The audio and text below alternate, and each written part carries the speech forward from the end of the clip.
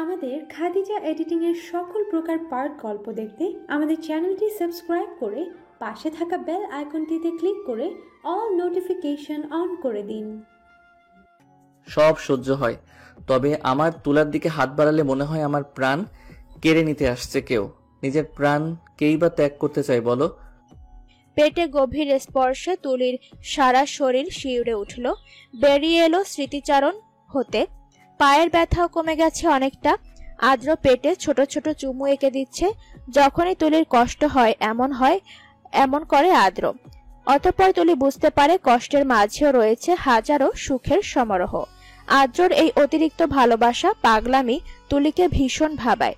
শুনেছে অতিরিক্ত সুখ অতিরিক্ত দুঃখের কারণ হয়ে দাঁড়ায়, কিন্তু তুলির যে অতিরিক্ত সুখটাই চাই। সুন্দর একটি সকাল, সুন্দর কিছু মুহূর্ত। পায়েল, অন্তু গত রাতে এসেছিল, এখন বেরিয়ে গেল নাস্তা করে। নিবিড়, আহান, ঝুমু, আমরিন ড্রয়িং রুমে বসে আছে। আজ আর কলেজে যাবে না, একটু পরেই তো বেরিয়ে যেতে হবে। মেডিকেলে ভর্তি হবার পর এই প্রথম ক্লাস মিস দিচ্ছে। আমরিনের ডিএমসিতে চান্স হয়েছে, তুলির হয়নি, তবে তাকে আফসোস করার সুযোগ দেয়নি আদ্র। উল্টো বলেছে সে চায়নি কখনো তার বউ ডাক্তার হোক, তার ইচ্ছে তার বউ একজন টিচার হবে। তুলিও আদ্রকে নিরাশ করেনি। জাহাঙ্গীরনগর ইউনিভার্সিটিতে বায়োলজি সাবজেক্টে ভর্তি হয়েছে সে। আপাতত প্রেগন্যান্সির জন্য নিয়মিত ক্লাস করতে পারছে না। তুলির বেবি হয়ে গেলেই আমরিন ও নিবিড়ের বিয়ের অনুষ্ঠান হবে। আহান ও ঝুমুর বিয়ে হয়েছে গত মাসে, তাদের বিয়ের অনুষ্ঠানও পেন্ডিং আছে তুলির জন্য। তুলির খারাপ লাগে আবার ভালোও লাগে এই ভেবে সবাই কতটা ভালোবাসে তাকে। আদ্র নাস্তার প্লেট নিয়ে তুলির পাশে বসতেই ফোন বেজে উঠল। রিসিভ করে কানে দিতেই অপর পাশ থেকে ভেসে এলো জারিফার কান্নার শব্দ। কান্না করছো কেন গার্লফ্রেন্ড? তোমার বার্থডেতে আর আমরা আসবো না, একটু অপেক্ষা করো, দুপুরের মধ্যেই পৌঁছে দেবো আমরা। তোমার তুলাকেও নিয়ে যাবো সাথে, আদর দিও কিন্তু। আজ জারিফার জন্মদিন। আদ্রকে ছাড়া কেক কাটবে না বলে জেদ দেখিয়ে বসে আছে। দাদা দাদি গ্রামে থাকায় সেখানেই সেলিব্রেট করা হবে। আদ্র তুলির মুখে নাস্তা তুলে দিতে দিতে বলল, সবাই রেডি হয়ে নে, 1 ঘন্টা পর বেরিয়ে যাব। আমরিন কালো রঙের একটা শাড়ি পরে হালকা মেকআপ করে ফেলল। নিবিড় অপলক দৃষ্টিতে চেয়ে পেছন থেকে জাপটে ধরল, ঘাড়ে অধর ছুঁয়ে বলল, সাগর এক মেয়ের বাপ হয়ে গেল, আদ্র হয়ে যাচ্ছে।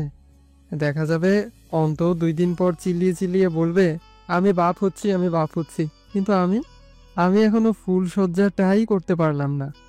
হায় রে কপাল। নিবিড়ের আফসোসের স্বর শুনে আমরিনের পেট ফেটে হাসি আসার উপক্রম। লজ্জাও লাগছে ভীষণ। গাল দুটো হঠাৎ করেই কেমন লাল লাল আভায় ছেয়ে গেল। জানালার ধারে মাথা ঠেকিয়ে প্রকৃতি দেখতে নিমগ্ন তুলি। জারিফাদের গ্রামের বাড়ি গন্তব্য। দূর হতে ধেয়ে আসা বাতাস মৃদু মৃদুভাবে তুলির মুখশ্রী ছুঁয়ে যাচ্ছে, অবাধে উড়িয়ে দিচ্ছে কেশ। মাথা কিছুটা বের করে পেছনে তাকালো, কই নিবিড়দের গাড়ি দেখা যাচ্ছে না, হয়তো অনেকটা দূরে রয়ে গেছে এখনো। পেটে লঘু চাপ পড়তে ব্যথায় মুখ থেকে অস্ফুট স্বরে বেরিয়ে এলো চিৎকার। সাথে সাথে আদ্র চোখ রাঙিয়ে বলল, নিষেধ করেছি মাথা বের করতে, এমন করলে পেটে চাপ তো পড়বেই। তোমার কি আমার কথা অমান্য করার রোগে পেয়েছে? আদ্রর রাগান্বিত কণ্ঠে চুপসে গেল তুলি। বাধ্য মেয়ের মতো চুপচাপ সোজা হয়ে বসলো। গাড়ি ছুটে চলেছে। এত মাস পর সুদূর কোথাও যেতে পারছে, এতেই তুলির মন ভালো হয়ে গেল। প্রকৃতির সজীবতায় বিভোর নেত্রদয়। গাড়ি যত দূর এগিয়ে যাচ্ছে চোখে পড়ছে ছোটখাটো পাহাড়। তুলির ভীষণ ভালো লাগে পাহাড়ি পরিবেশ। আদ্রর দিকে তাকিয়ে আলতো হাসলো। সাদা শার্টের উপর কালো ব্লেজার পরেছে আজ আদ্র। সুন্দর মানুষকে শুভ্র রঙে যেন আরো দ্বিগুণ সুন্দর লাগে। তুলি নিজের দিকে তাকালো, আজ তাকেও খারাপ লাগছে না। সাদা জামদানি এবং উঁচু পেটে মিষ্টি মিষ্টি লাগছে, তবে আদ্র থেকে কম। এ মুহূর্তে তুলির প্রচন্ড ভালোবাসা পাচ্ছে। খুব করে ইচ্ছে করছে আদ্রকে বলতে, আমি একটুখানি ছুঁয়ে দিই আপনাকে। স্মিত হেসে দৃষ্টি সরিয়ে সামনে তাকাতেই তুলি ভরকে গেল। ত্বরিত গতিতে ফিরে চাইল আদ্রর দিকে। আদ্রর চোখে মুখে ভয়। আচমকা বদলে গেছে মুখের আদল। নিমেষেই তুলির দৃষ্টি ভয়ার্ত হয়ে উঠল। রক্ত হিম হয়ে আসছে তার, কথা আটকে যাচ্ছে গলায়। বহু কষ্টে বলল, গাড়ি ওইদিকে কেন নিয়ে যাচ্ছেন? এইদিকে তো খাদ আর খাদ, আপনি তো আসার সময় বললেন। আদ্রর চোখ লাল হয়ে গেছে, করুণ স্বরে উত্তর দিল। ব্রেক কাজ করছে না। কথাটা কর্ণধর হওয়া মাত্র অন্তরাত্মা শুকিয়ে গেল তুলির। ব্রেক কাজ করছে না মানে? এখনই তো সব ঠিক ছিল। এক মুহূর্তে কিভাবে এমন হতে পারে? আদ্র এলোমেলো দৃষ্টিতে চারদিক তাকালো। সামনে ও ডানে খাদ, কেবল তুলির দিক হতে একটুখানি সমতল জায়গা। তুলি ঠকঠক করে কাঁপছে, ভয়ে গুটিয়ে যাচ্ছে। ওরা যেন নিমেষেই মরণ ফাঁদে ফেসে গেল। নিজেকে স্বাভাবিক রাখার চেষ্টা করলো আদ্র তুলির চিন্তা করে। গাড়ি যখন ব্রেক কাটাতে যাবে তখনই আদ্র ঠাউর করতে পারলো ব্রেক কাজ করছে না। দ্রুত গতিতে সম্মুখে এগিয়ে যাচ্ছে গাড়িটা। যত এগিয়ে যাচ্ছে তুলিকে হারিয়ে ফেলার ভয়ে ভেতরে ভেতরে শতাধিকবার মৃত্যুবরণ করছে সে। আগে একবার এখানে এসেছিল ঘুরতে। সামনে অনেক গভীর খাদ আছে, পড়লে বেঁচে ফেরার রাস্তা নেই, নিঃশ্বাস বন্ধ হয়ে যাবে চিরতরে। আদ্র তুলিকে টেনে নিজের বুকে নিয়ে নিল। ফোন হাতে নিয়ে কল লাগালো নিবিড়কে। রিসিভ হতেই মলিন কণ্ঠে বলল, আমার লোকেশন ট্র্যাক করে জলদি আয়, গাড়ি ব্রেক ফেল হয়ে গেছে। মুহূর্তেই কর্ণে ভেসে এলো আমরিনের কান্নার শব্দ। হয়তো ফোনটা মেয়েটা ধরেছিল। আদ্র কিছু না বলেই কেটে দিল। তার বুকটা ক্রমশ ভারী হয়ে আসছে। তুলি নড়ছে না, নেতিয়ে পড়েছে ভয়ের চোটে। সামনে মৃত্যু দেখে নেতিয়ে পড়াটা কি স্বাভাবিক নয়? দুবাহু আঁকড়ে ধরে আদ্র টেনে সোজা করে বসালো। কঠিন স্বরে বলে উঠল, তোমাকে লাভ দিতে হবে তোলা। তুলি চমকিত নয়নে চাইল আদ্রর পানে। দুহাত দিয়ে আদ্রর কলার আঁকড়ে ধরে ঝাঁঝালো কণ্ঠে বলে উঠল, আমায় লাভ দিতে হবে মানে আপনি কি করবেন? আপনার ওইদিকে তো খাদ। আমি দিব, সময় নেই, তুমি লাভ দাও প্লিজ। এতটুকু দরজা দিয়ে একসাথে লাভ দেওয়া সম্ভব নয়। তাড়াহুড়ো কণ্ঠে বলল আদ্র। লাভ দিলে কি বেঁচে যাবো আদ্র? পেটের দিকে ইশারা করলো তুলি। সামান্য একটু আঘাত পেলেই জান বেরিয়ে যাবে তার। লাফ দিলে বাঁচবে কিনা সন্দেহ আছে। আদ্রর চোখ থেকে অশ্রু গড়িয়ে পড়ল। লাফ না দিলে খাদে পড়ে নিশ্চিত মৃত্যু দুজনের। লাফ দিলে একটু হলেও তো বেঁচে যাওয়ার আশাটা থাকবে। তুলির ললাটে ওষ্ঠ ছুঁয়ে দিল গভীরভাবে। বুকে শক্ত করে জড়িয়ে বলল, তুলনা আহনাব অদ্রি রেখো, আমাদের মেয়ের নাম। তুলি খামচে ধরল শক্ত করে বুকে। নখ বিঁধে রক্ত বেরিয়ে আসছে আদ্রর বুক হতে, তবুও ছাড়বে না সে। আদ্রকে ছেড়ে লাফ দিবে না। সামনের দিকে তাকিয়ে আদ্রর চোখ বুজে এলো। এক ফোঁটা করে অশ্রু ঝরে পড়তে লাগলো। নিজেকে পৃথিবীর সবচেয়ে অসহায় ব্যক্তি মনে হচ্ছে। নিজের মৃত্যুর ভয় নেই তার, কিন্তু তুলিকে নিয়ে একসাথে মৃত্যুবরণ করার সাহস নেই। গাড়ি খাদের একদম নিকটে চলে এসেছে, হয়তো মিনিটের ব্যবধানে গড়িয়ে পড়বে। আদ্র বুঝতে পারছে তুলি তাকে ছেড়ে লাফ দিবে না। তারও যে মেয়েটাকে ছাড়তে ইচ্ছে করছে না একদম। সময়টা এত স্বার্থপর কেন হলো? কেন এক নিমেষে তছনছ করে দিল সবকিছু? যারা অ্যাক্সিডেন্টে মারা যায় তাদের কি ঠিক এমন অনুভূত হয় যেমনটা হচ্ছে আদ্রর, তুলির দুজনেরই? আদ্র হাতের বাঁধন শিথিল করে ফেললো, টেনে বুক থেকে সরিয়ে দিল তুলিকে। রূঢ় কণ্ঠে বলল, যদি 1 সেকেন্ডও দেরি করিস আমি ধরে নিব তুই নিষ্ঠুর একজন মা, যে কিনা নিজের ভালোবাসার চিন্তা করে সন্তানকে নিয়ে মরতে চাইছে। তুলি ডুকরে কেঁদে উঠল। আদ্র দরজা মেলে দিল গাড়ির। তুলির চোখগুলা হয়ে আসছে বারংবার। চোখের পলকে গাড়িটা গড়িয়ে যাবে খাদে। লাফ দেওয়ার আগে অশ্রুসিক্ত কণ্ঠে আওড়ালো, আমার পর আপনিও কিন্তু লাভ দিবেন। তুলির কথা অসমাপ্ত রেখে নিজেই বাধ্য হয়ে ধাক্কা দিয়ে ফেলে দিল আদ্র। ব্যথায় গগনবিদারী চিৎকার করলো তুলি। শুভ্র সাদা শাড়িটা রক্তে লাল হতে শুরু করলো। নিভু নিভু চোখ দুটো দেখলো কেবল গাড়িটির গড়িয়ে যাওয়া। সবুজ দুর্বাঘাসগুলো রক্তে ভিজে কেমন কালশিটে রূপ ধারণ করেছে। তুলির নিথর দেহটা পড়ে আছে ঘাসের বুকে। নিবিড় আমরিন গাড়ি থেকে নেমে স্তব্ধ হয়ে গেল। থমকে গেল যেন পুরো দুনিয়া। আমরিনের অন্তরস্থল কাঁপছে। চিৎকার করে উঠল ভয়ঙ্কর ভাবে। কাঁদতে কাঁদতে তুলির পাশে বসে পড়ল। গায়ে হাত দিতেই রক্তে লাল হয়ে গেল পুরো হাত। তৎক্ষণাৎ নাকের কাছে আঙ্গুল ধরল। হ্যাঁ, শ্বাস চলছে মেয়েটার, তবে তা খুবই ধীর গতিতে। রক্তক্ষরণ হয়েছে অনেক। এখনই হসপিটালে না নিলে হয়তো বাঁচানো অসম্ভব হয়ে উঠবে। কিন্তু আদ্র কোথায়? কোথায় তার ভাই? আমরিন চিল্লিয়ে উঠল। ভাইয়া কোথায় নিবিড়? গাড়ি কোথায়? ভাই কিভাবে পারলো তুলিকে একা ফেলে যেতে? নিস্তব্ধতা নিবিড়কে আষ্টে পৃষ্ঠে জড়িয়ে নিয়েছে। মন বড্ড কু ডাকছে, দম বন্ধ হয়ে আসছে তার। অবিন্যস্ত দৃষ্টিতে চারদিকে তাকালো।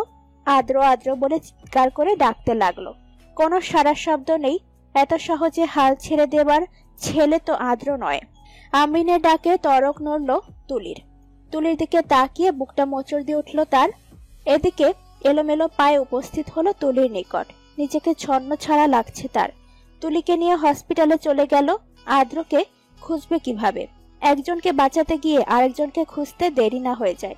দুটো মানুষই সবার জীবনে অনেক গুরুত্বপূর্ণ, সবার হাসি মুখের কারণ। আমরিনের অবস্থা দেখে মনে হচ্ছে না সে ড্রাইভ করতে পারবে। অন্তু সাগরও তো আসছে না এখনো। এই কেমন বিপদে ফেললো নিয়তি। নিবিড় নিজেকে কিছুটা স্থির করে নিল। তাকে ঠান্ডা মাথায় করতে হবে সবকিছু। বিপদে দিশেহারা হয়ে পড়লে সর্বস্ব খোয়াতে হবে।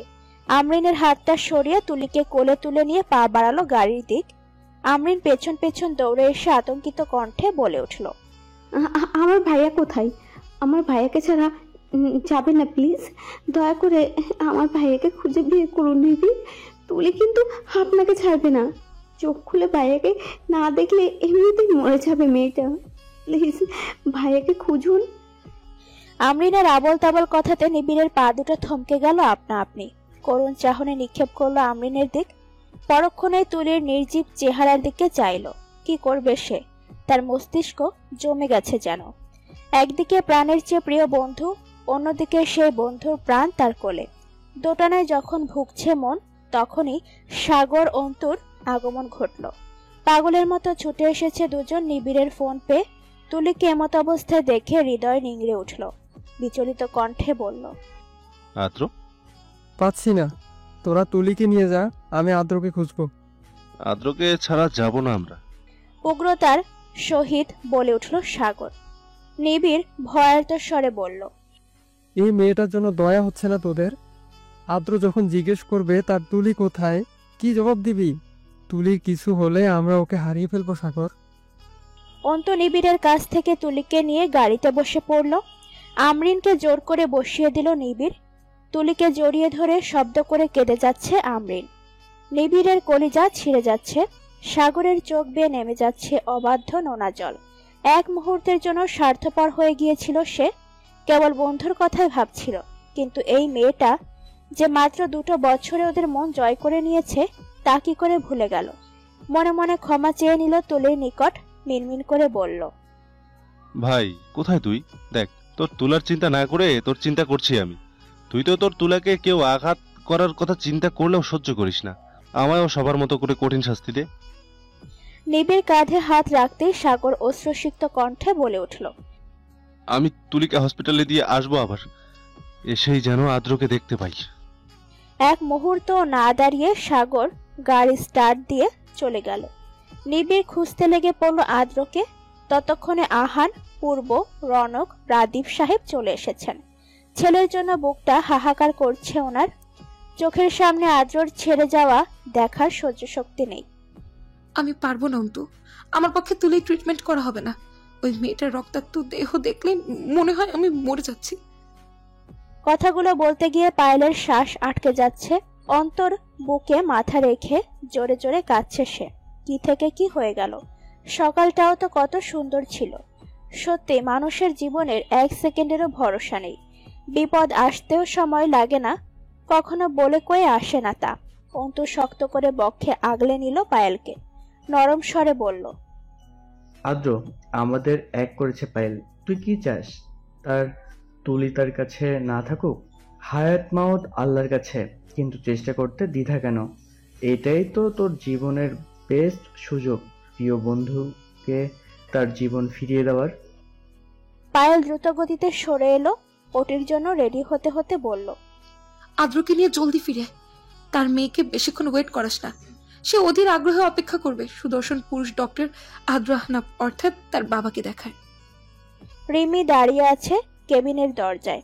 একটুও কাঁদেনি সে, নিজেকে শক্ত করে রেখেছে। পায়েল স্মিত হেসে পা বাড়ালো তার সাথে। তুলির বাবা মা, সায়রা বেগম, ইনশিতা সবাই বসে আছে হসপিটালের করিডোরে। সায়রা বেগম বারবার নিষেধ করছিলেন যাওয়ার প্রয়োজন নেই, আদ্রও যেতে চায়নি তুলিকে নিয়ে এই অবস্থায়। কিন্তু তুলি মন খারাপ করে রেখেছিল। জারিফাকে দেখতে ইচ্ছে করছিল ভীষণ। তুলিকে একটুখানি খুশি দেওয়ার জন্য আদ্র রাজি হয়ে গিয়েছিল। প্রেগন্যান্সিতে বেশ মন মরা হয়ে থাকে মেয়েটা। একটুখানি খুশি দেওয়ার নিমিত্তে সাময়িক সময়ের জন্য ছিল এই যাত্রা। কিন্তু কে জানতো এমনটা হবে। ভুল ত্রুটি মানুষের দ্বারা হয়। তুলির ব্যাপারে এত পজিটিভ হওয়া সত্ত্বেও তাকে খুশি দিতে গিয়ে আদ্রর দ্বারাও হয়ে গেল। হতে পারে আদ্রর ভুল নয়, বরং নিয়তি ছিল এটা। রাদীপ সাহেব মাথা নত করে বসে আছেন। নিবিড়, অন্তু, সাগর ফ্লোরে বসে আছে। তাদের স্থির দৃষ্টি ওটির রুমের দিকে। আদ্রর অবস্থা বেগতিক, মাথায় আঘাত লেগেছে প্রচন্ড। তুলিকে নিয়ে আসার পরপরই আদ্রকে পায়। লাস্ট মুহূর্তে লাফ দেওয়ার কারণে খাদে পড়তে গিয়েও বেঁচে গেছে। তবে গাছের সাথে ধাক্কা খাওয়ার দরুন মাথায় আঘাতটা লেগেছে তীব্র। চাতক পাখির ন্যায় সবাই পথ চেয়ে আছে আদ্র ও তুলির সুস্থতার বার্তা শোনার জন্য। 27 ঘন্টা অপেক্ষার পর জ্ঞান ফিরে এলো আদ্রর। কেবিনে শিফট করা হয়নি তাকে। যার জীবন নিয়ে এখনো টানাটানি, তাকে কেবিনে শিফট করবে কিভাবে? এই যে এখন জ্ঞান ফিরে পেল, সেটা মিরাকেল ব্যতীত কিছুই নয়। আইসিইউ রুমে সবার ঢোকার অনুমতি নেই, কিন্তু আদ্র নিজ থেকে ডাক্তারকে বলেছে তার বন্ধুদের যেন পাঠানো হয়। ডাক্তার প্রথমে দ্বিমত করলেও আদ্রর অনুরোধ ফেলতে পারল না। তাছাড়া অন্তু, সাগর, নিবিড় সকলেই ডাক্তার। তাদের যথেষ্ট ধারণা আছে পেশেন্টের কিসে ক্ষতি হতে পারে আর কিসে মঙ্গল। ধীরে ধীরে প্রবেশ করলো অন্তু, রিমি, সাগর, নিবিড়। পায়েলকে না দেখে আদ্রর কপালে চিন্তার ভাঁজ পড়ল। সাগর, নিবিড়, অন্তু এগিয়ে এসে কাছাকাছি দাঁড়ালো। আদ্রর কথা বলতে কষ্ট হয়, মস্তিষ্কে চাপ পড়ে, তবুও মৃদু স্বরে প্রশ্ন করল, আমার বউ?